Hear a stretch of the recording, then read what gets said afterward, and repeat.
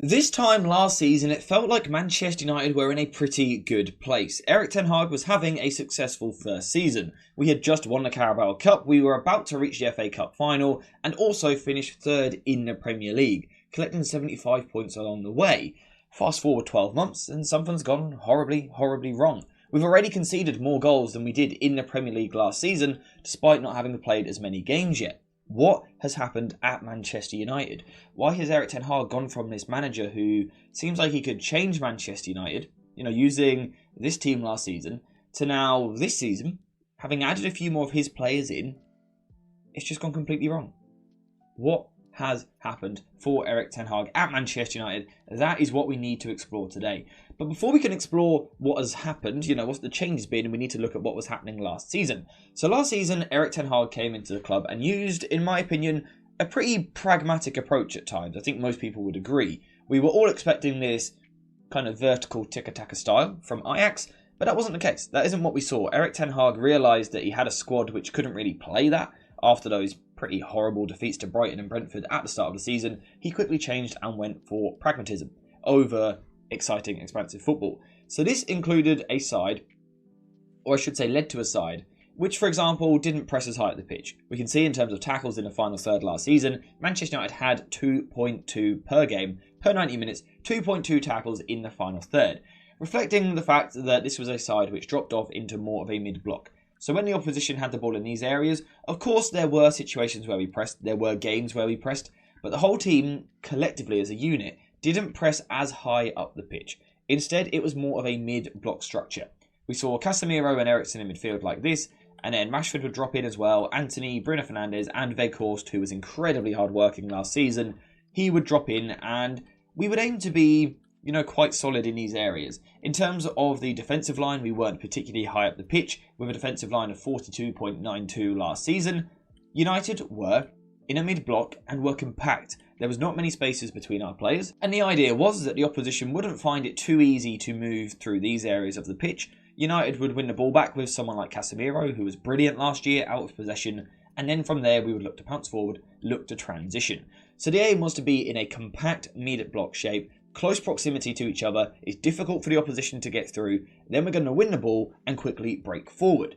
So what has changed this season? So before we continue into the video, a quick shout out to today's video sponsor, JerseyFIFA.com, the home of all of the greatest football kits. Whether that be the new latest releases or the old classic ones like this, Jersey FIFA has something for everyone, and now you can check it out yourself using the link in the description down below. And also make sure to use code JerseyFIFA for 10% off when you order. So this season has been a complete contrast in terms of style, but also in terms of the starting 11. We can see that Garnacho is now starting games on a regular basis. Rasmus Højlund's coming to the side. Kobbie Mainoo has broke into the first team. Dalot, I would argue, has kind of overtaken Wan-Bissaka compared to last season. Lisandro Martinez has been out of the side through injury, so we've seen a lot of Maguire. And even Shaw at left back here hasn't really played that often at all because of injury. And we've also got a new goalkeeper. Now, the thought process was, I think, last summer, was that when these changes happened, United were going to turn into a side which presses higher up the pitch and on the ball is more technically secure. I think that's what we expected to see, but it hasn't necessarily played out quite like that. Not all the way. It's always been a half and half transition, really. So, we thought United were going to leave the mid-block and go for more of a high press. I would argue that has happened. This season. You might have just caught me glancing across at the notes there.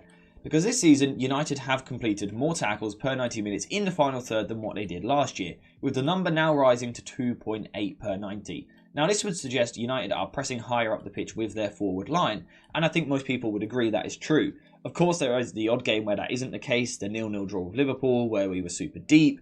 There's the odd game, but most of the time United do press high. So the forward line has gone much higher. The defensive line has also increased its height slightly, let me check the stat, to 44.05. So previously it was 42.92, now 44.05. So the forward line has drastically increased its depth, it's gone much higher, but the defence has only slightly increased its depth. So it's gone a little bit higher than what it was last season. That's of course going to lead to a problem, because when your forward line goes much higher, but your defensive line only goes a little bit higher, you open up a space in the midfield. Now in this midfield we have had some problems. Bruno Fernandes, arguably not quite as good as what he was at times last season, still a wonderful player and had a pretty good season. Out of possession, struggled with his duels at times. Kobbie Mainoo, we didn't have in the first half of the season, coming back from injury. Physically, struggles to cover ground a little bit at times. But the main one, Casemiro.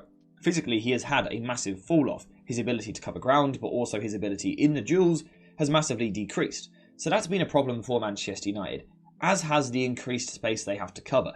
So now if we compare this to last season we were talking about a defence which dropped deep, but also a forward line which dropped deep. That compacted the space. Manchester United players were close to each other, closing gaps, allowing us to sit tight, win the ball back and transition. Suddenly, fast forward to this season, we have an incredibly open side. The gaps between our players are much, much bigger. How many times have we seen it this season where our midfield basically just gets walked through by the opposition? And that's because our players are often so far apart from each other, leaving United with not a mid-block, not really a high press, not really a low block, kind of a mixture between a few different things depending on the game you watch, and a side which leaves a lot of spaces. The question is, why is Ten Hag doing this? Erik Ten Hag isn't an idiot. He was a very, very good manager at Ajax, and he'd done a lot of great stuff with that team. He was a good manager, I felt, in the first season at Manchester United. And you don't manage in the Premier League, if you're a bad manager. It just doesn't happen. Certainly not for this period of time. So Erik Ten Hag is a smart guy. The question is, why has he made this change? Last season, compact. This season, naive, ignorant, and completely wide open. Why has he made the change? That is the question we have for Erik Ten Hag. But rather than just pointing at Ten Hag, I thought I would go back a little bit further. Look at previous managers. Ole Gunnar Solskjaer, done really well at Manchester United. Had some really good spells. He used a side which, again, was quite pragmatic. The McTominay and Fred midfield duo. We would be hard to beat. Again, probably at a mid-block most of the times, nice and compact. And we're looking to play in transition. Suddenly, though, in his last season, it completely fell off. It completely fell off and he eventually got sacked. But we can go back further than that. Jose Mourinho. Again, a pragmatic manager, of course, who was doing really well. A good side, which was tough to beat, didn't concede many goals at all. And then suddenly, we completely fell off again. Completely. And again, eventually, Jose Mourinho got sacked. So there's a theme going on here. We've got a Manchester United squad, which is good for 1 or 2 seasons in a compact shape, where we are able to play close to each other and play transitional football. I think we know that suits these Manchester United players. But something then happens after that. So what is it that happens? Essentially, the managers change approach. They go from, and this is the case for Mourinho, for Ole Gunnar Solskjaer, and now Ten Hag in his first season as well, an approach where you have tactical protection and security. So by playing in a mid-block in the first season, of course it was different personnel to this, but by being in this mid-block, you close the gaps, you almost take some responsibility away from the players, because players are all in close proximity, so when you win the ball back, again, you can quickly transition. We know that suits United. But realistically, in modern day football, I think we all feel that only gets you so far. The best teams in the world, they do dominate a good amount of the ball, they do press high and things like that. So you eventually have to leave and change away from this approach. You eventually have to do it. And that is what Ten Hag has done. He's done it about a year earlier in the process than what Solskjaer and Mourinho done. Maybe it's something which has to happen. Maybe it's something which has to happen. What is it I'm talking about? Exposing the players. Exposing the players by putting them into uncomfortable situations, putting them in an environment which is chaotic. Again, Solskjaer done it more in his final stint at the club. The same for Jose Mourinho. We end up in a more open system where suddenly the tactics don't protect the players quite as much. It's more emphasis on the players. And ultimately, that's what the top teams do to an extent. Look at Manchester City. Pep Guardiola, of course, sets them up brilliantly. But he doesn't tactically protect his players, I don't think. He puts responsibility on his players. Can you deal with 1-versus-1 situations? Can you manipulate the ball? Are you technical enough? But out of possession, can you win your duel? Can you win the ball back for your side? That is what Mourinho tried to do with this squad. He tried to ask his team to do that. It didn't work. He got sacked. Ole Gunnar Solskjaer asked for the same thing from this United squad. It didn't work. He got sacked. And Ten Hag is now doing the same thing. He's asking it of his United squad. It isn't working. Is it going to result in him getting sacked? Possibly. But it might just actually tell us what the right solution is with Erik Ten Hag. Is it actually to keep him because these players need to be exposed to it? So what is the benefit of exposing them to this? We find out which ones can do it, basically. Which ones are ready to be able to do this at a top level for a long time. Someone like Diogo Dalot, for example, Last season, we had perhaps question marks. This season, he has been exposed to a difficult environment, and he's really stepped up, technically, tactically, physically. He's done really, really well, mentally as well. Garnacho is another one, who I think has really stepped up and performed. Kobbie Mainoo might be another. You could even argue someone like Harry Maguire. There have been other players which have disappointed. Casemiro you could look at, Lisandro Martinez, although we should allow him because of the injury. Luke Shaw perhaps, Marcus Rashford perhaps. Some players have stepped up, some players have gone the other way. And that might be what this Manchester United side actually needs to do a proper rebuild. A rebuild isn't just a case of new tactics and a new approach. A rebuild consists of ripping up the squad and making sure we have the quality in terms of physically, technically, tactically, but also mentally, the psychological side of the game. You have to have those 4 things in your squad if you want it to work. And putting United in a system like we've seen this season, where it is chaotic, where it is exposed, it does highlight that in certain players. You find out which players are physically up to it, which players are technically up to it, tactically up to it, mentally up to it. And that might just be what Ten Hag is doing this season, because his whole message this season has been, we're building for the future. We're going somewhere with this. This is working. We know what we're going to achieve next season or the season beyond. I think this is what the Manchester United squad needs. Now, don't get me wrong, I have question marks over Erik Ten Hag. I question the sustainability of his approach long term, particularly defensively, off the ball. I also question the ceiling of it. Is it a tactic which will ever win the Premier League? I'm not too sure.